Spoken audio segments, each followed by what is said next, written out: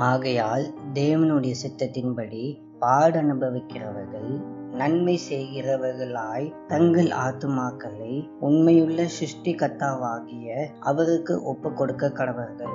1 பேதுரு 4:19. பிரச்சனையையும் எதிர்ப்பையும் எதிர்கொள்வது கிறிஸ்தவ வாழ்க்கையின் ஒரு பகுதியாக இருக்கிறது. மக்கள் நம்மை பார்த்து சிரிக்கலாம் அல்லது நம்மை பற்றி ஏதாவது சொல்லலாம். ஆனால் நாம் செவியானதை விசுவாசிப்பதையோ செய்வதையோ அவர்களால் தடுக்க முடியாது. செவியானதை செய்வதில் நாம் விடாமுயற்சியுடன் இருக்க வேண்டும்.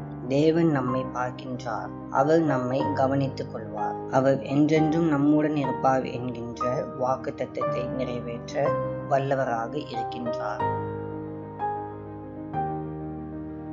அன்பின் பரலோக தகப்பனே, இந்த நல்ல நாளுக்காக நன்றி. கர்த்தாவே, நீர் எங்களோடு இருந்து எங்களை பாதுகாத்து வழிநடத்தி வருகிற உம்முடைய தயவுக்காக ஸ்தோத்திரம். ஆண்டவரே, நாங்கள் உம்மை நம்புவதிலும் சரியான காரியங்களை செய்வதிலும் சோர்ந்து போகாமல் இருக்க எங்களுக்கு கிருபை தாரும். நாங்கள் எங்களை நிந்திக்கிற மக்களுக்காகவும் ஜெபிக்கிறோம். அவர்களையும் ஆசீர்வதித்து ரட்சியும். இயேசுவின் மூலம் ஜெபிக்கிறோம் பிதாவே. ஆமென்.